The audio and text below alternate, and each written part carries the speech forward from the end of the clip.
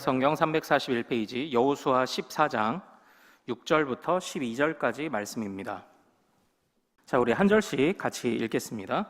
그때 유다 자손이 길갈에 있는 여호수아에게 나아오고 그니스 사람 여분네의 아들 갈렙이 여호수아에게 말하되 여호와께서 가데스 바네아에서 나와 당신에게 대하여 하나님의 사람 모세에게 이르신 일을 당신이 아시는 바라. 내 나이 40세에 여호와의 종 모세가 가데스 바네아에서 나를 보내어 이 땅을 정탐하게 하였으므로 내가 성실한 마음으로 그에게 보고하였고 나와 함께 올라갔던 내 형제들은 백성의 간담을 높게 하였으나 나는 내 하나님 여호와께 충성하였으므로 그날에 모세가 맹세하여 이르되 내가 내 하나님 여호와께 충성하였은즉 내 발로 밟는 땅은 영원히 너와 내 자손의 기업이 되리라 하였나이다. 이제 보소서, 여호와께서 이 말씀을 모세에게 이르신 때로부터 이스라엘이 광야에서 방황한 이 45년 동안을 여호와께서 말씀하신 대로 나를 생존하게 하셨나이다. 오늘 내가 85세로 돼 보내던 날과 같이 오늘도 내가 여전히 강건하니 내 힘이 그때나 지금이나 같아서 싸움에나 출입에 감당할 수 있으니 그 날에 여호와께서 말씀하신 이 산지를 지금 내게 주소서. 당신도 그 날에 12절은 같이요. 그 날에 여호와께서 말씀하신 이 산지를 지금 내게 주소서. 당신도 그 날에 들으셨거니와 그곳에는 아낙 사람이 있고 그 성읍들은 크고 견고할지라도 여호와께서 나와 함께 하시면 내가 여호와께서 말씀하신 대로 그들을 쫓아내리다 하거니. 아멘. 자, 오늘 우리가 함께 읽은 말씀 통해서요, 신실하게 진실하게라는 제목으로 은혜를 같이 나누도록 하겠습니다. 여러분들 황금률이라는 그 말을 들어보셨습니까? 황금률. 황금과 같이 아주 귀중한 법칙이다라는 그런 표현인데요. 이 황금률은 마태복음 7장에 산상수훈에서 남에게 대접을 받고자 하는 대로 너희도 남을 대접하라. 이것이 율법이요 선지자다라는 바로 이 말씀에서 황금률이라는 바로 이 말씀을 황금률이라고 말합니다. 그러니까 우리가 인간관계를 맺을 때요, 지금 이렇게만 하면은 이보다 더한 법칙은 없다. 이것이 인간관계를 맺는데 최고의 법칙이라고 말하는 겁니다. 그게 뭐냐? 대접받고 싶으면 그대로 당신도 대접해라. 바로 이거예요. 그러니까 주거니 받거니 이게 잘 되어야 관계가 잘 맺어진다라는 것을 바로 말하는 말이 이 황금률입니다. 그런데 이 황금률이요, 이 뜬금없이 갑자기 나온 그 한 구절이 아닙니다. 이 황금률을 말씀하실 때 주님께서는 마태복음 7장 7절부터 12절에 이르는 단락에서 뭐라고 말씀하시냐면 구하라 그리면 주리하면 주실 것이요 찾으라 그리하면 찾아낼 것이요 다음 뭐죠? 문을 두드리라 그러면 열릴 것이요. 바로 이 말씀을 주실 때 이 황금률을 같이 주셨습니다. 그래서 우리 믿음의 선배들은 이 부분을 이해할 때 어떻게 했냐면, 자, 우리는 주님께 구할 수 있습니다. 주님을 찾을 수 있습니다. 그리고 문을 두드릴 수 있습니다. 그럼 주님이 다 주십니다. 그러나 그 주님께 구하는 것이 단순한 백지수표를 가진 것이나 아니면 우리는 아무것도 하지 않고 있는 상황에서 주님이 주실 것이다 라고만 믿는 믿음은 잘못됐다고 말하는 거예요. 구하면 주시고 찾으려고 애를 쓰면 찾아낼 것이고 두드리면 열리겠지만 이 모든 것은 하나님과 우리 사이에 이 황금률 안에서 이해될 때에 그것이 참된 믿음이라고 말하는 것입니다. 그러므로 구하세요, 찾으세요, 두드리십시오. 주님이 응답하실 것입니다. 그러나 주님께 받고 싶은 대로 우리도 주님을 사랑해야 됩니다. 바로 이것이 이 마태복음 7장에서 보여주는 황금률의 중요한 단락입니다. 저는 먼저 이 황금률에 관해서 말씀드렸던 것은요, 이것이 이 황금률의 대표적인 삶을 제대로 살아냈던 사람이 바로 이 갈렙이라는 생각이 들었기 때문에 이 말씀을 드렸습니다. 오늘 갈렙은 구하고 있습니다. 바로 가나안 땅을 정복하며 이제 땅을 분배해야 하는 시점에서 여호수아에게 구하고 있습니다. 당당히 구하고 있습니다. 그리고 그 구한 것을 받았습니다. 그런데 그는 단지 구하기만 하지 않았습니다. 무리한 요구를 한 것이 아니었습니다. 우리 오늘 말씀을 이제 하나하나 살펴보도록 하겠습니다. 오늘 말씀은요, 이제 가나안 땅의 분배를 새롭게 시작하는 그런 장면입니다. 이스라엘 백성들이요, 제일 먼저 분배했던 것은 이 요단강 동편이었습니다. 이 요단강 동편에 두 개 반 지파, 므낫세 반 지파, 뭐 이런 지파들이, 에브라임 지파, 이런 지파들이 요단강 동편의 땅을 이미 받았습니다. 그리고 요단강 서쪽편, 지금 이스라엘의 메인 땅을 분배해야 하는 시점에서 갈렙이 갑자기 먼저 자신의 목소리를 내기 시작을 했던 겁니다. 어떻게 생각하면은 이 갈렙의 이런 말은 발칙해 보이기까지도 합니다. 하나님께서 공평하게 다 알아서 나눠주실 건데 갑자기 나타나서 제 몫을 주십시오라고 이렇게 얘기를 한 겁니다. 그러니까 어떻게 보면 이 갈렙의 요구는 굉장히 발칙해 보이기도 합니다. 그러나 그 땅을 요구하는 이 갈렙의 마음을 우리가 잘 한번 보시죠. 7절과 8절입니다. 자, 7절과 8절 같이 한번 읽어보도록 하겠습니다. 자, 시작. 내 나이 40세에 여호와의 종 모세가 가데스 바네아에서 나를 보내어 이 땅을 정탐하게 하였으므로 내가 성실한 마음으로 그에게 보고하였고 나와 함께 올라갔던 내 형제들은 백성의 간담을 높게 하였으나 나는 내 하나님 여호와께 충성하였으므로 아멘. 이것은 바로 지금으로부터 약 45년 전의 일을 기억하게 하는 추억하며 상기시키는 그런 말입니다. 사실 이스라엘 백성들이 10하루가 걸려서 이미 가나안 땅의 목전에 40여 년 전에 도착한 적이 있었죠. 그때 각 지파마다 몇 명씩 정탐꾼을 보냈죠? 한 명씩에서 12명을 보냅니다. 그럼 갈렙은 어느 지파 대표였을까요? 유다 지파의 대표였어요. 근데 여기서도 뭔가 있을 것 같죠? 유다 지파의 대표입니다. 그런데 그때의 유다 지파의 대표로서 갔다 왔을 때 오직 갈렙과 누구만이 그 땅을 정복할 수 있다고 말했습니까? 여호수아만이 그 땅을 정복할 수 있다고 말했습니다. 이게 이제 민수기 14장에 들어 있는데요. 그때에 많은 사람들이 와서, 그러니까 여호수아와 갈렙을 제외한 나머지 사람들이, 나머지 정탐꾼이 와서 우리는 도저히 거기를 정복할 수 없다고 말하니까 민수기 14장에서 뭐라고 말하냐면 사람들이 다 그 마음이 다들 무너져서 모세와 아론이 그 모든 백성들 앞에 엎드려서 빌고 호소하는데도 자꾸 애굽으로 돌아가자고 사람들이 말을 합니다. 그 나머지 10명의 정탐꾼과 모든 사람들이 다 돌아섰습니다. 참고로 신명기를 보면은 애굽에서 출애굽한 사람들의 명단이 등장하고 각 지파마다 몇 명인지가 등장해요. 그런데 그때 나온 사람들의 숫자를 종합한 숫자가 있는데 60만 명이 넘습니다. 그런데 이것도 싸움에 나갈 수 있는 성인 남자만 세서 60만이고요. 실제로 어린아이와 여인들까지 추정하면 200만 명 정도의 사람들이 왔을 거라고 지금 추정을 하고 있어요. 근데 지금 잘 보십시오. 정탐을 마치고 왔을 때 갈렙, 그리고 여호수아, 그리고 모세, 아론 4명을 제외한 나머지 199만 9,996명이 지금 모두가 애굽으로 돌아가자고 반대를 하고 있습니다. 사실 우리는 그 정도 인원이 우리에게 달려든다면 감당할 수 없습니다. 그런데 갈렙은 어떻게 했죠? 여호수아는 어떻게 했죠? 그 모든 날들을 견뎌냈습니다.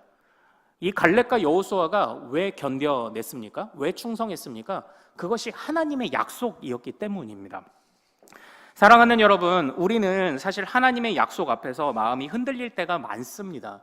그러나 우리가 흔들리는 상황들을 보면요, 물론 우리에게 겪은 일들, 다른 사람보다 좀 덜한 일이라 해도 사실은 내가 겪는 일이 가장 어렵다고 느끼는 것이 사실일 것입니다.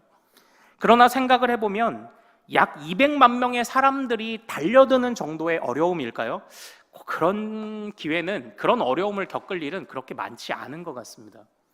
그러나 200만 명의 사람들이 달려드는데도 여호수아와 갈렙은 어떻게 했다고요? 끝까지 충성했다고 말합니다. 하나님이 그것을 높이 보신 거죠. 그때 그 믿음을 모세가 칭찬하며 하나님이 주신 권위로 그들에게 약속을 합니다. 갈렙과 여호수아에게 가장 좋은 땅을 허락해 주실 것을 약속을 합니다. 그래서 재밌는 것이요, 이 여호수아를 보면은 이제 14장부터 21장까지 이 가나안 본토를 분배하는 이야기가 나오는데, 그 땅의 분배 시작이 누구냐면 갈렙에게 땅을 분배하는 거고요. 그러면 그 땅의 분배의 마지막은 누구에게 땅을 분배하는 걸까요? 여호수아에게 분배를 하는 거예요. 그러니까 지금 이 여호수아에서 땅을 분배하는 이야기는요, 어떨 때 이 하나님의 기업을 받는다는 것을 우리에게 보여주고 있냐면, 갈렙과 여호수아와 같은 믿음을 갖지 않으면 하나님이 주시는 기업을 받을 수 없다는 것을 지금 보여주고 있는 이 대표적인 예입니다. 그러니까 구했습니다, 찾았습니다, 두드렸습니다, 그리고 받았습니다. 그러나 그것은 무모하거나 미련한 믿음이나 백지수표가 아니었어요. 그들이 구하고 찾았고 받았던 것은요, 이 황금률 안에서 내가 주님께 충성했으므로 주님께서도 나를 사랑하신다는 강한 확신 안에서 이루어진 것이 바로 이들의 고백이었고 이들의 요구였다라는 것입니다. 그러므로 하나님께 충성한 백성을 어떻게 할까요? 바로 하나님께서 갚으시는 거죠. 이 갈렙의 이름 뜻이 있습니다. 갈렙의 이름 뜻은 뭘까요? 자, 참고로 상식적으로 여호수아의 이름 뜻은 뭔가요? 여호수아의 이름 뜻을 맞히면 막대사탕을 드리죠. 네. 여호수아의 이름 뜻은 뭘까요? 네. 이게 호세아라는 이름 뜻하고 똑같고요, 이게 예수라는 이름하고 똑같아요. 네. 이게 똑같은 이름입니다. 구원자라는 그런 이름 똑같습니다. 그런데요, 갈렙이라는 뜻은 뭘까요? 갈렙의 이름 뜻이요, 뭐냐면 개입니다. 개. 참 이름 보면은 참 좋은 이름들을 많이 쓰잖아요. 엘리야 하면 나의 하나님은 야훼시다, 뭐 이런 것처럼 좋은 이름을 쓰는데, 그런데 이 갈렙의 이름이요, 개예요, 개. 그런데 생각해 보면은 그의 부모가 왜 그를, 여분네 아들 갈렙이죠, 여분네가 왜 그를 개라고 졌는지는 모르지만, 그러나 이 갈렙은 진짜 지독히도 충성스럽게 그 주인을 따라갔습니다. 그 고양이 키우시는 분들은 개를 키우면 그렇게 놀란대요. 왜냐하면 고양이는 알아서 그냥 돌아다니잖아요. 그래서 우리가 흔히 표현할 때 고양이가 나를 키운다, 이제 이렇게 생각을 하는 거죠. 고양이가 나보다 위다 말하지만, 강아지를 키우시는 분들은, 그러니까 고양이를 키우다 강아지를 키우면 깜짝 놀라는 게 그냥 지독히도 따라다니는 겁니다. 개가 와서 부비고 옆에 있고 지독히도 따라다닙니다. 그래서 어떤 분이 그러시더라고요. 개는 개인 생활이 없냐, 이렇게. 고양이는 알아서 개인 생활을 하고 나도 개인 생활하는데, 개는 항상 와 있습니다. 항상 옆에 있고요, 항상 주인을 핥습니다. 항상 주인이 가는 곳을 따라가고 싶어 합니다. 근데 갈렙이 그랬더라고요. 갈렙이 말하는 충성이라는 것의 의미의 이 강도를 오늘 우리가 배울 수 있기를 소망합니다. 우리는 주구장창 주님의 충성스러운 개가 되어 주님이 가시는 모든 곳에서 주님을 따라가고, 주님이 주시는 모든 것에서 받아먹고, 어디에 가든지 주님과 함께 있기를 원하는 이런 정도의 충성을 우리가 같이 고백할 수 있기를 소망합니다. 그러면 그때 주님이 구하면 주시고, 찾으면 찾게 하시고, 두드리면 열어주시는 은혜를 우리에게 허락하실 줄로 믿습니다. 주님이 우리에게 주시기를 원하는 만큼 우리도 주님께 구할 수 있는 거예요. 이 황금률은 다른 데서 써먹는 게 아닙니다. 주님과의 관계 안에서 우리가 먼저 써먹는 거죠. 이 갈렙이 충실한 개가 돼서 그걸 먼저 했습니다. 그리고 그걸 몇 년 했나요? 45년을 했다고 말하는 겁니다. 40세에 처음 정탐을 하고 나서 200만 명이 달려들어서 안 돼, 애굽으로 돌아가자, 우리는 실패야 라고 말할 때, 그때도 이 갈렙은 마음이 처지지 않았어요. 마음이 낙심되지가 않았어요. 그때로부터 보통 이제 우리 같으면은 저것들 때문에 내가 45년 동안 저 땅에 들어가서 내가 누려야 되는데 45년을 내가 그냥 이 광야에서만 살다가 가나안 땅에 제대로 가보지도 못하고 죽게 생겼네, 이런 마음을 갖지 않았습니다. 그럼에도 불구하고 이 갈렙이 보여준 충성은 45년 동안 변함없는 신뢰예요.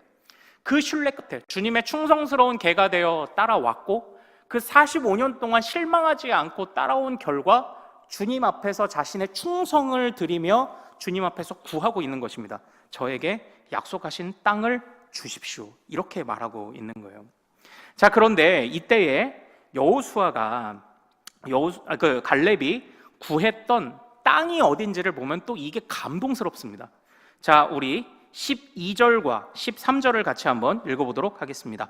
자, 시작. 그날에 여호와께서 말씀하신 이 산지를 지금 내게 주소서. 당신도 그날에 들으셨거니와 그곳에는 아낙 사람이 있고 그 성읍들은 크고 견고할지라도 여호와께서 나와 함께 하시면 내가 여호와께서 말씀하신 대로 그들을 쫓아내리이다 하니 여호수아가 여분네의 아들 갈렙을 위하여 축복하고 헤브론을 그에게 주어 기업을 삼게 하매 아멘.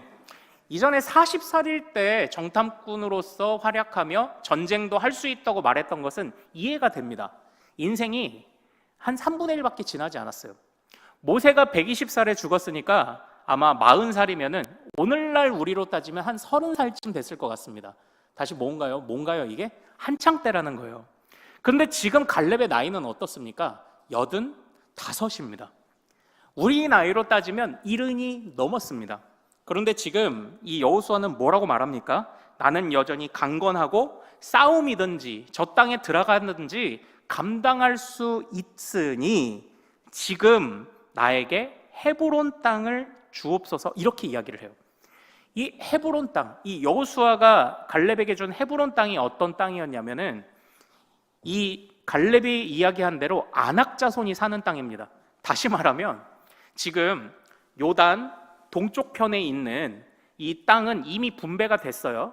그리고 지금 요 서쪽, 말하자면 금싸라기 땅을 지금 분배를 하는 장면인데, 이 갈렙이 요구한 헤브론 땅이 어디냐면 이 서쪽의 금싸라기 땅이 아닙니다. 요단 동편에 있는 바로 그 땅을 구합니다. 그리고 특별히 어떤 땅? 아낙 자손이 있는 땅을 구해요. 아낙 자손이 어떤 자손인가요? 예전에 정탐꾼이 그 신장과 용모를 보고 벌벌 떨어서 도망치게 만들었던 자손이 아낙 자손이에요.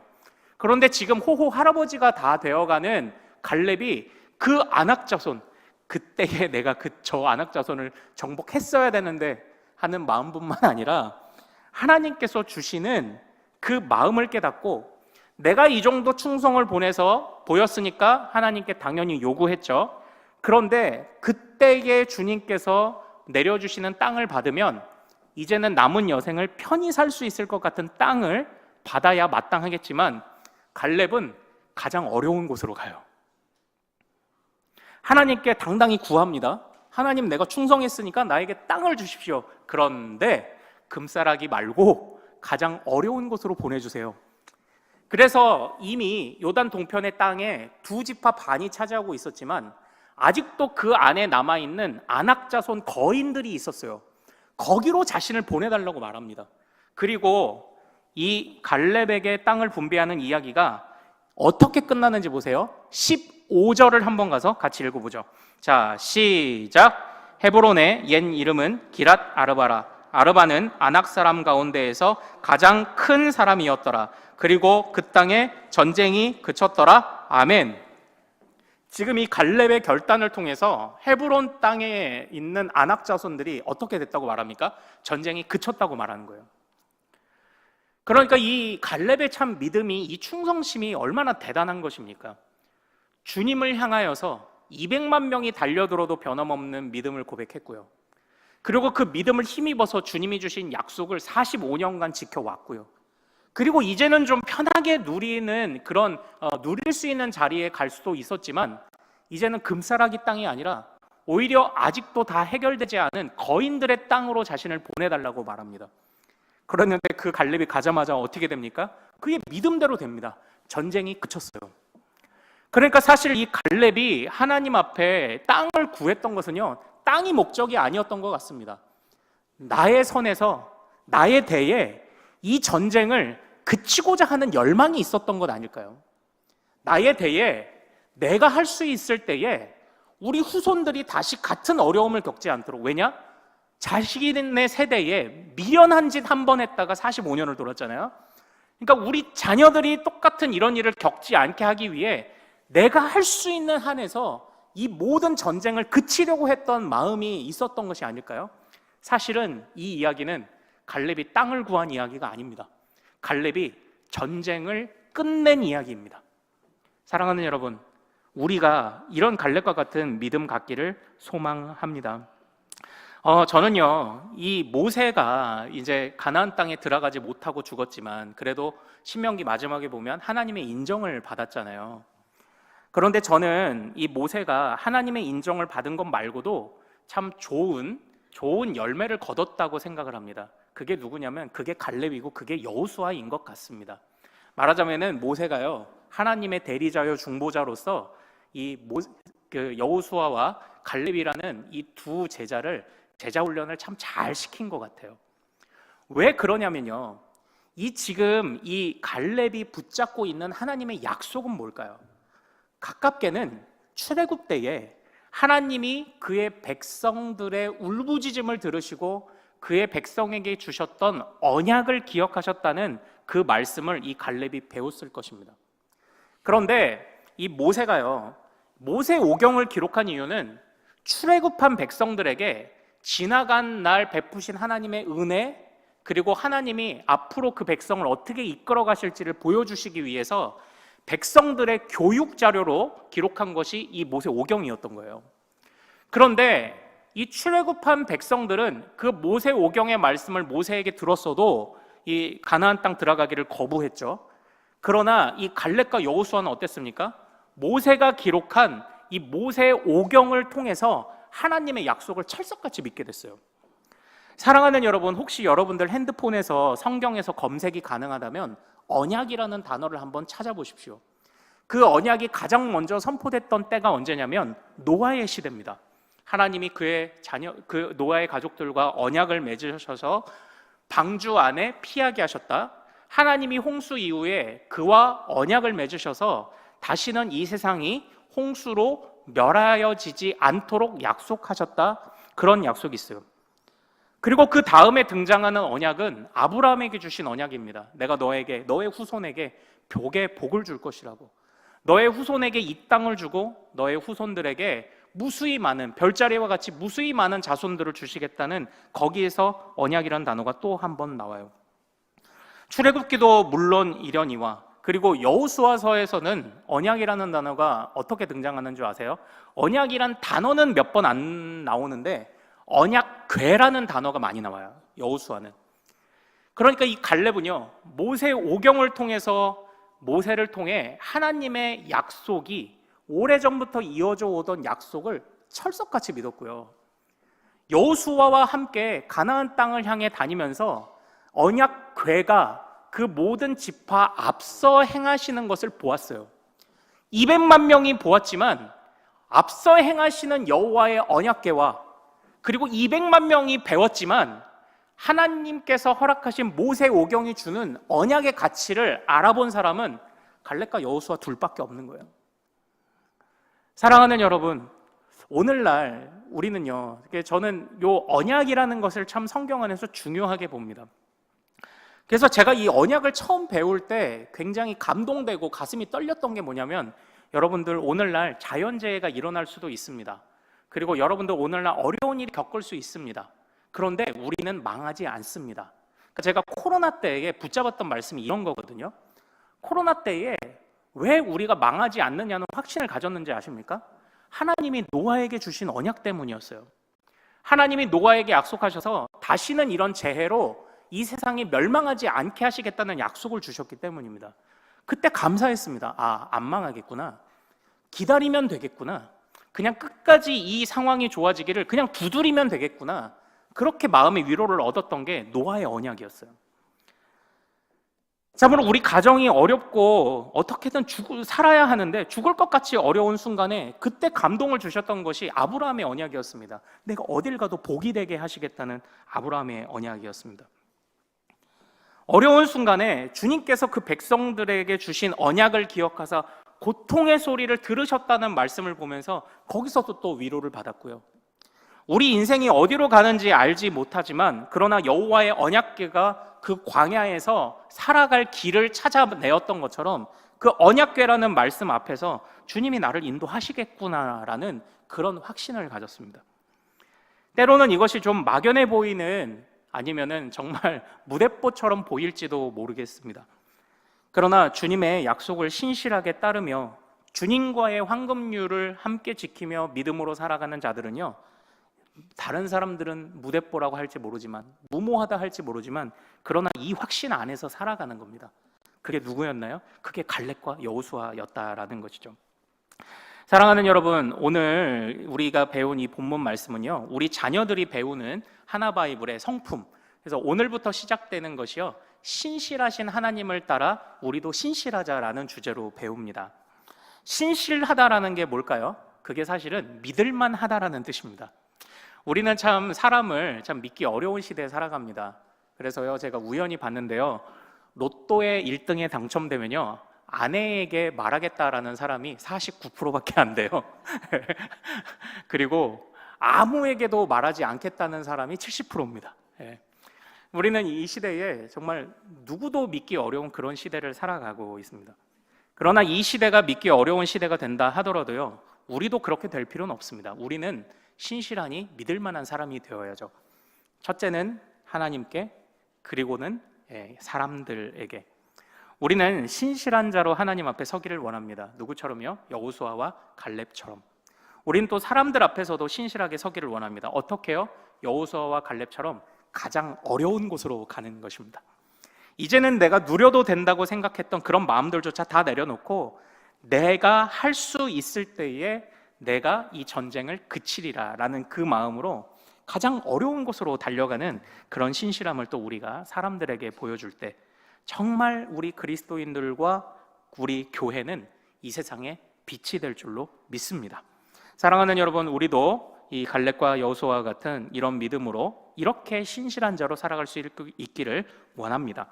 주님이 신실하신 분이셔서 단 한순간도 그 언약을 깨트리지 않고 변함이 없으셨던 것처럼 우리도 하나님과 사람들에게 가장 신실한 자로 살아갈 수 있기를 소망합니다. 자, 우리 참 추억의 찬양입니다. 신실하게, 진실하게, 거룩하게 살게 하소서. 우리 이 찬양 같이 나누고 기도하겠습니다.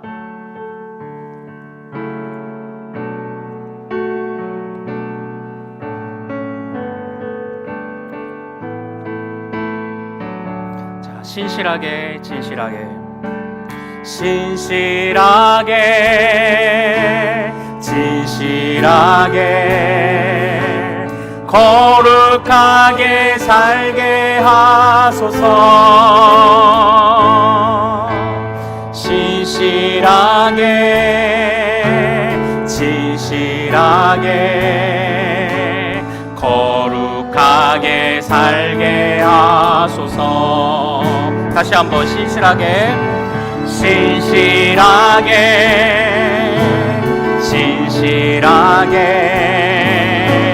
거룩하게 살게 하소서. 신실하게, 진실하게, 신실하게, 진실하게, 거룩하게 살게 하소서. 하나님, 나의 마음, 하나님,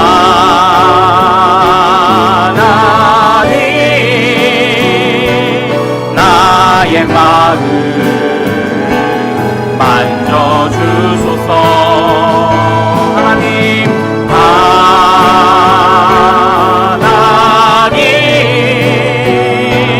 나의 영혼 새롭게 하소서. 신실하게, 진실하게, 신실하게, 진실하게, 거룩하게 살게 하소서. 신실하게, 진실하게, 거룩하게 살게 하소서. 하나님, 나의 기도 들어주소서. 하나님,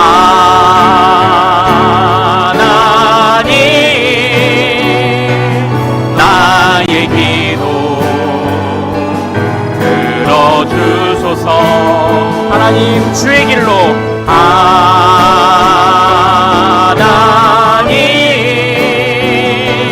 주의 길로 인도하. 하나님, 나의 기도 들어주소서. 하나님,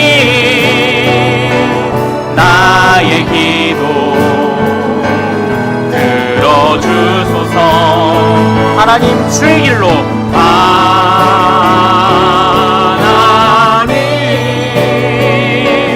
주의 길로 인도. 다시 한번 하나님 나의 기도 들어주소서. 하나님 나의 기도 들어주소서. 하나님 주의 길로, 하나님